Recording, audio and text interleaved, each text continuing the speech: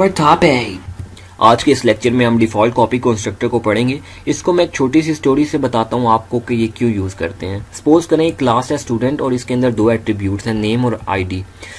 अब सपोज करें कि आपने इस क्लास का एक ऑब्जेक्ट क्रिएट किया जिसका नाम S1 है और कंस्ट्रक्टर में इन दोनों डाटा मेंबर्स को, नेम और आईडी को आपने इनिशियलाइज करा दिया किसी भी वैल्यू से।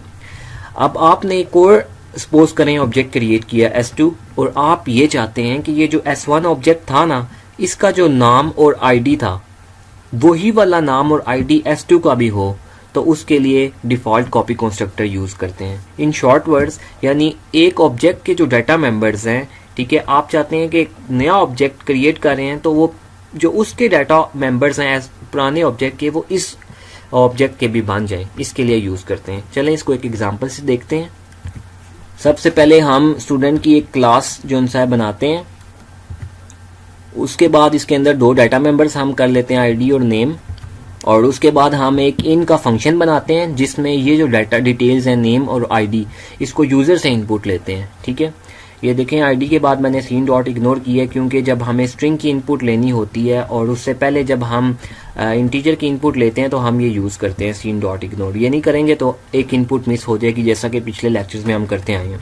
उसके बाद हम एक और फंक्शन बनाते हैं आउट का, जिसमें हम आईडी और नेम को स्क्रीन पर डिस्प्ले करवा रहे हैं।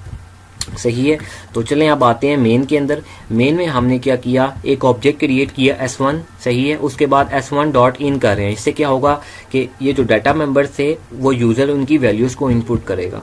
उसके बाद हम क्या करते हैं, हमने एक और ऑब्जेक्ट क्रिएट किया S2 और इसके अंदर देखें ये पुराना वाला जो ऑब्जेक्ट था S1, उसको हम एज एन आर्गूमेंट पास कर रहे हैं। सही है, तो इससे क्या होगा, इससे ये होगा कि वो जो S1 के डाटा मेंबर्स की वैल्यू है ना, वो S2 के डाटा मेंबर्स की वैल्यू बन जाएंगी। और उसके बाद आउट के फंक्शन में सिंपल हम इनको स्क्रीन पे डिस्प्ले करवा रहे हैं। इसको एग्जीक्यूट करके आपको बताता हूँ। यहाँ पे एक ब्रैकेट का एरर आ रहा था, तो चलें हम इसको ठीक कर लेते हैं। ये ऐसे होगा, ठीक है। तो चलें इसको दोबारा कंपाइल करते हैं। और ये देखें सबसे पहले कह रहा है आईडी इंटर करें, मैंने 5 इंटर किया। उसके बाद नेम शाहजेब, ठीक है। देखें मैंने पहले ऑब्जेक्ट की डिटेल्स दी हैं, सही। तो देखें अब ये पहले S1 का डाटा शो कर रहा है, फिर S2 का डाटा शो कर रहा है, यानी कि जो S1 ऑब्जेक्ट था उसके डाटा मेंबर्स थे वही डाटा मेंबर्स S2 के भी बन गए हैं। अब ये वाली जो लाइन है ना, ये डिफ़ॉल्ट कॉपी कंस्ट्रक्टर यहाँ पे यूज हो रहा है। हम इसको एक और भी तरह लिख सकते हैं। देखें एक तरीका लिखने का ये है, यहाँ से मैं ब्रैकेट्स मिटाता हूँ, ठीक है, और यहाँ पे मैं इस इक्वल टू डाल देता हूँ।